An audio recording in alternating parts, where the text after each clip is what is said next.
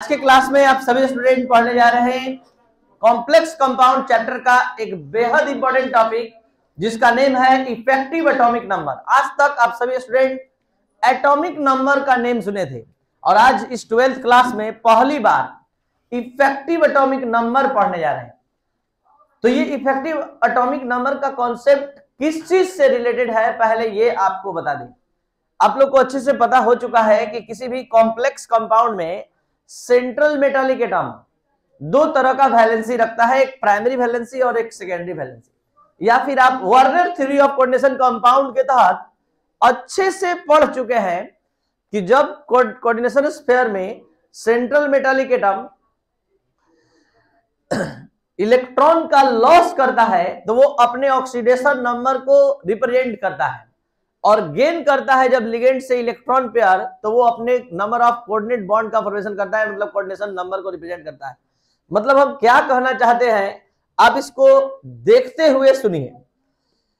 जैसे पिछले लेक्चर में भी K4FeCN का होल 6 का कंप्लीट फॉर्मेशन हमने समझाया था, आज फिर समझाते हुए इसके एक एक स्टेटमेंट को क्लियर कर रहे हैं।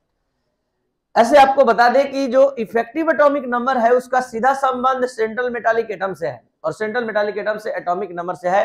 तो यहां पर ये जो मॉलिक्यूल है ये डिसोसिएट होता है 4K प्लस FeCN का होल 6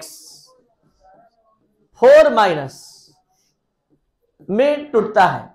तो यहां पर 4K प्लस FeCN का होल 6। तो ये Cn के बारे में आपको अच्छे से फिर से बता दें कि C के आउटर ऑर्बिट में 4 इलेक्ट्रॉन, N के आउटर ऑर्बिट में 5 इलेक्ट्रॉन। यहां N अपना ऑक्टेट कंप्लीट कर लेता है लेकिन C नहीं कर पाता है, तो यहां पर ये 1 इलेक्ट्रॉन गेन करता है। तो ऐसा टोटल Cn हमारे पास कितना है 6 है। इसमें से हम अभी 4 Cn का केवल बात कर पा रहे हैं जो 4 इलेक्ट्रॉन गेन कर रहा है। कहां से? सामने नजर आ रहा है 4 पोटेशियम आयन से। तो यहां पर ये 4 पोटेशियम आयन से इलेक्ट्रॉन गेन करते हुए एक एक इलेक्ट्रॉन इसने गेन किया और अब ये देख सकते हैं 2 Cn अभी और आना बाकी है तो उसको भी इलेक्ट्रॉन चाहिए। तो निश्चित तौर पर इस पूरे कंपाउंड में 2 ही मेटालिक एटम है, एक पोटेशियम एक आयरन।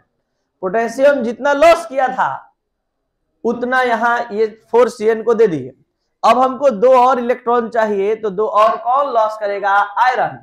और आयरन जब लॉस कर दिया तो हम इस Cn को यहां पर 1 इलेक्ट्रॉन दे दिए, समझ सकते हैं।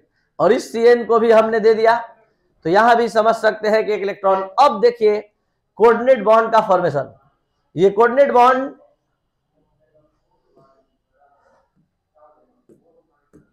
ये कोऑर्डिनेट बॉन्ड 6 Cn के द्वारा सेंट्रल मेटालिक एटम के साथ बनाया जाएगा।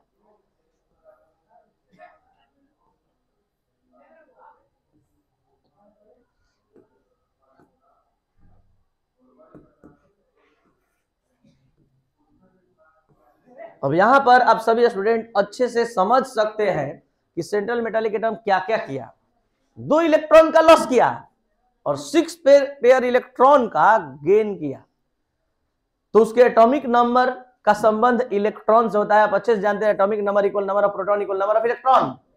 तो Fe का एटॉमिक नंबर कितना होता है 26।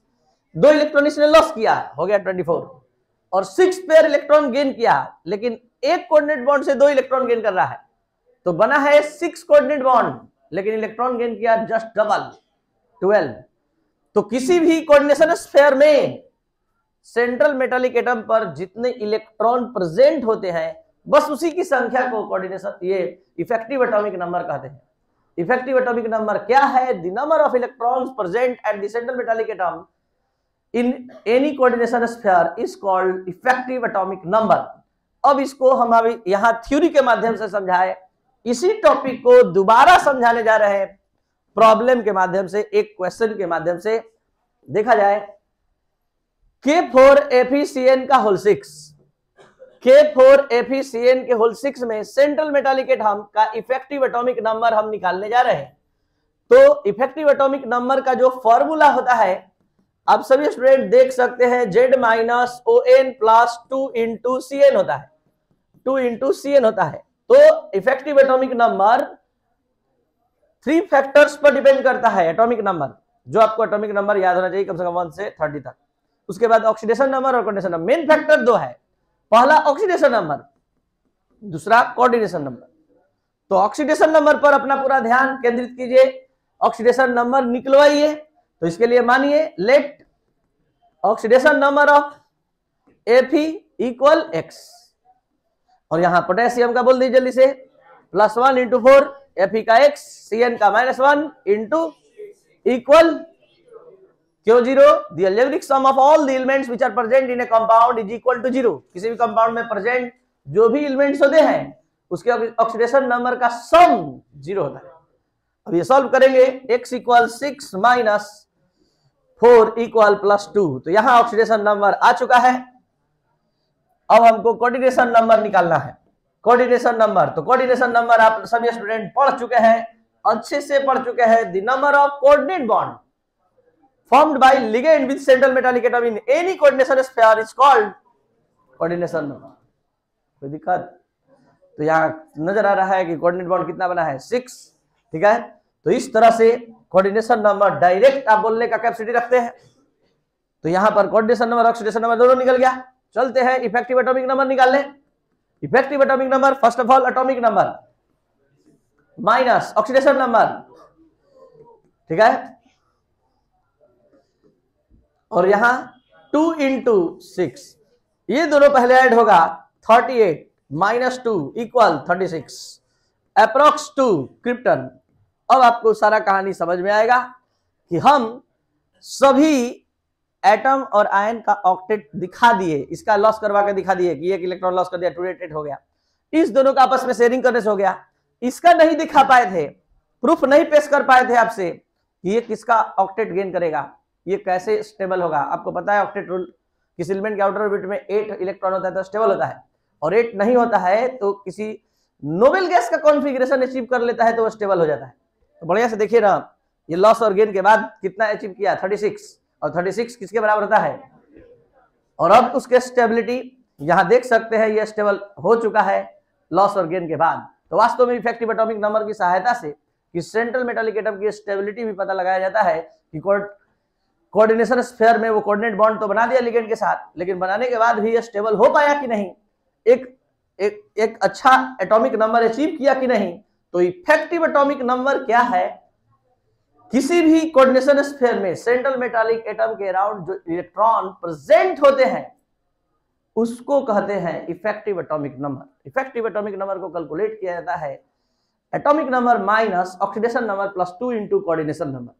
आप इस पूरे एग्जाम्पल से अपना कॉन्सेप्ट क्लियर कर सकते हैं। ये आपका एटॉमिक नंबर था, ये ऑक्सीडेशन नंबर, ये 2 इंटू कोऑर्डिनेशन नंबर। अब हम नेक्स्ट क्वेश्चन पर चलते हैं। K2Hg(I4)। अब आप सभी स्टूडेंट हमारे साथ साथ बोलेंगे तो हमको लगेगा कि नहीं आपको समझ में आया। सबसे पहले क्या करते हैं, ऑक्सीडेशन नंबर निकालते हैं। तो क्या लिखेंगे, let oxidation number of Hg equal x, निकलवाइए oxidation number 2 plus equal then x equal आ गया। कोऑर्डिनेशन नंबर बता सकते हैं आप लोग, यानी ऑक्सीडेशन नंबर तो आपने बता दिया,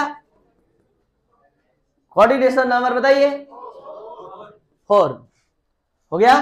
अब उसके बाद इफेक्टिव एटॉमिक नंबर का फॉर्मूला लिखवाते हुए सारा वैल्यू बोलने के लिए तैयार रहिएगा आप लोग खुद। जल्दी से बताइए, एटॉमिक नंबर Hg का 80 minus oxidation number 2 plus 2 into coordination number 80 minus, ये पूरा ऐड हो गया 88 माइनस 2 86। कौन से एलिमेंट का एटॉमिक नंबर 86 होता है, इक्विवेलेंट टू रेडॉन। तो ये रेडॉन का कॉन्फ़िगरेशन प्राप्त कर लिया और ये स्टेबल हो गया। तो ये था आपका आज का क्लास इफेक्टिव एटॉमिक नंबर, जिसमें हमने बताया कि Werner theory of coordination number के माध्यम से आप सभी स्टूडेंट अच्छे से समझ गए कि central metallic atom show two types of valency, primary valency and secondary valency. Primary valency show oxidation number and secondary valency show coordination number. In the terms of primary valency, central metallic atom lost their electron, and in coordination number, in the showing of coordination number, it gains electron from ligands. Therefore, the formula of effective atomic number is equal Z minus ON plus 2 into Cn. उम्मीद करेंगे कि ये video lecture सभी को बहुत अच्छा पसंद आएगा. अगर पसंद आया तो शेयर और सब्सक्राइब करिए. Thank you.